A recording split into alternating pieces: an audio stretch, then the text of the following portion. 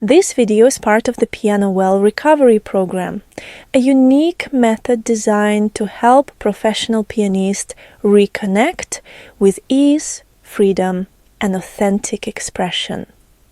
The full book and video playlist, available in 7 languages, are currently being released chapter by chapter, with new lessons posted weekly.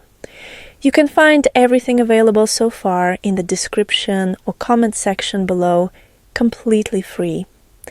And if you try the program and feel inspired, you're invited to join our weekly group lessons, a space for professional pianists to grow together, share insights, and receive personal guidance. Let's begin. It may take a few weeks to become comfortable recognizing position change notes, but with consistent practice, elbow motion will begin to feel intuitive. Over time, even during sight reading, your elbow will naturally shift to new positions at the right moments without conscious analysis. The movement will simply follow the music. Recognizing notes that mark a position shift. Begin by circling the downbeats in your score. These will serve as your potential points for elbow-led position changes. Use the time signature to guide your choices. The bottom number tells you which note value receives one beat. Circle each beat accordingly. In a simple time, circle every quarter note. In a compound time, circle each 8th note. This downbeat-based pattern can be particularly helpful when working through long trills, broken octaves, tremolos, or repeated notes. It gives your elbow a clear rhythmic anchor, allowing for more grounded, tension-free movement.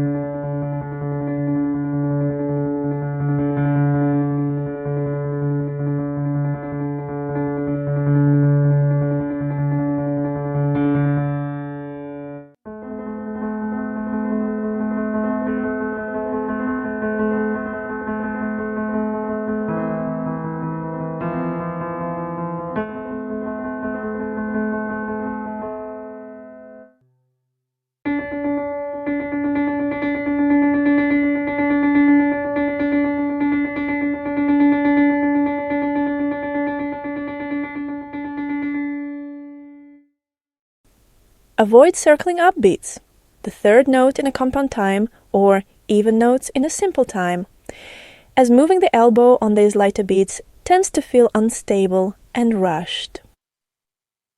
Adjust your markings as you play. Once all potential beats are marked, play through the piece, one hand at a time, to refine your choices. Much depends on your individual hand size and how your elbow naturally supports your wrist. Pay close attention to the following. Where does it help the hand stay in a closed, natural position? Which markings feel awkward or unnecessary once played? Let your physical experience guide any adjustments. How to practice these motions effectively? At a slow tempo, release each circled note with a light, non-legato touch. This release is essential. It frees the elbow to move fully and naturally, without creating stretch or tension in the hand. Keep your fingertips in light contact with the key surface as the elbow moves. This keeps the motion connected, smooth, and grounded.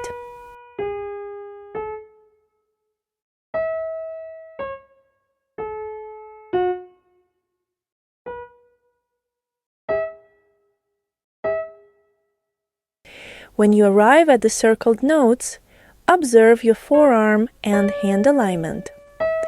They should form a straight line, like the hand of a clock. To create a feeling of broad, flowing motion, set a mental intention to reach farther than you actually do. Here is your reminder. Moving outward. Aim mentally for 3 o'clock in the right hand or 9 o'clock in the left hand, while physically reaching closer to 4 and 8 o'clock. Moving inward, aim for 7 in the right hand and 5 in the left hand, while physically landing around 6 o'clock with both hands. This mental physical balance prevents awkward angles, keeps the hand relaxed, and allows motion to stay open and natural. As a reinforcement, try saying the directional numbers out loud while playing. For example, 3, 7, 7, 3 for the right hand. This simple habit can increase awareness, clarity, and intention in your movement. To help your hands remain relaxed, try speaking the numbers aloud in a soft, gentle, almost weightless voice. This outward softness will influence your internal state, and in turn, your hands will stay in that same relaxed condition. When to erase, keep, or add circles in the score. Remove circles when you're playing within the same hand position and no shift is needed. If elbow motion begins to feel forced or excessive, especially in faster passages or in compact hand positions, it may be a sign that a position change isn't necessary. In such cases, elbow movement can lead to awkward or inefficient motion.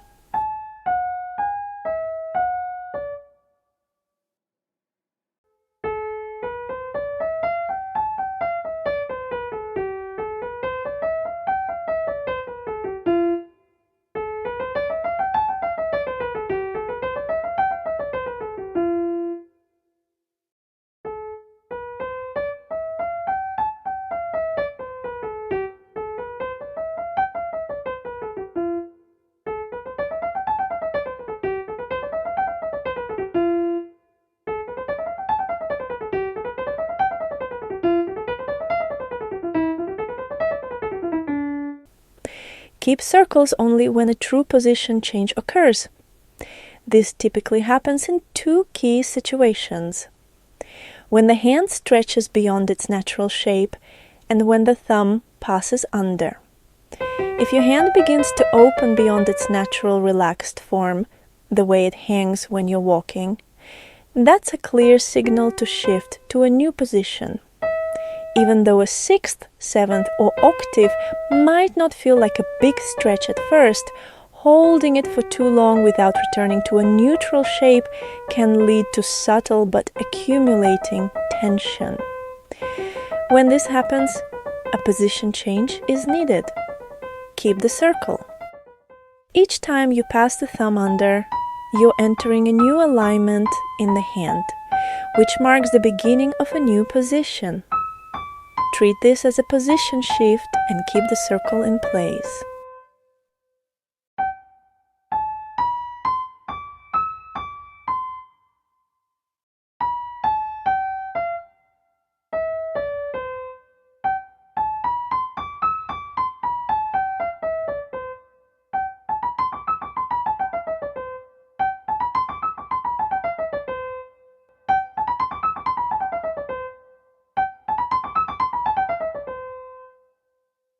Adding circles for leaps and large stretches. As you continue playing through the piece, you may find moments where adding an extra circle helps support smoother movement, especially just before large leaps or wide intervals, typically larger than an octave. Even if these notes fall on an upbeat, it's still valuable to add a circle there. The goal is to give your elbow a clear cue to prepare the transition early. This allows the shift to feel natural and grounded rather than sudden or unstable. Understanding passive and active elbow motion. In certain repetitive patterns, passive elbow motion can be highly effective. While the time signature might suggest circling every quarter note, this example often calls for an additional motion on the return. In this case, that return should remain passive, allowing the elbow to follow the natural motion of the arm rather than initiating movement on its own. If you treat this return motion as active, even at a moderate tempo, the repetition can lead to unnecessary tension, especially in the forearm, due to the constant, effortful initiation. Passive motion provides ease and flow in this context. But it's important not to confuse this with situations that do require active elbow engagement, such as leaps, large position shifts, or jumps. In those cases, passive movement isn't sufficient. You need a clear, intentional, active elbow motion to generate momentum and support the transition smoothly, especially when circling an upbeat just before the shift.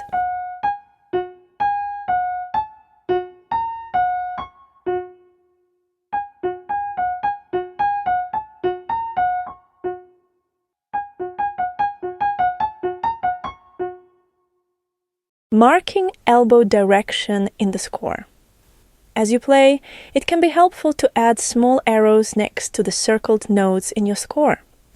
These markings reduce mental effort during practice and bring greater clarity to your movement. To choose the direction of elbow motion, simply look ahead. If the next two notes move upward, gently shift your elbow to the right. If they move downward, shift to the left. For example, in this excerpt from Glier's Prelude, the texture is repetitive and arpeggiated. In a 6/4 time signature, it's often effective to begin by circling each beat, 6 per bar, to map out possible motion points. As you work through the passage, allow your hand to intuitively sense which direction your elbow wants to move on each circled note to keep the motion fluid and natural. Then add arrows to reinforce that choice visually in the score. In sections with jumps or large shifts, it may be helpful to add a second layer of circles to mark additional motion points. Trust your physical experience and feel free to adjust the markings wherever they support ease and clarity in movement. Releasing wrist tension in block intervals and chords. When playing block intervals or chords, stay connected to the melody note and gently release the supporting notes to allow the wrist and elbow to move freely. This helps the hand return to its natural, relaxed shape immediately after playing, giving the wrist enough space to shift right or left without tension. Use the pedal to sustain the full harmony, creating the illusion of a continuous sound while the hand resets in preparation for the next motion. When working with the score, mark the circle notes according to the beats indicated by the time signature. Then play hands separately with the sustain pedal, adjusting fingering and circles as needed. Confirm the final circles by marking them with an arrow.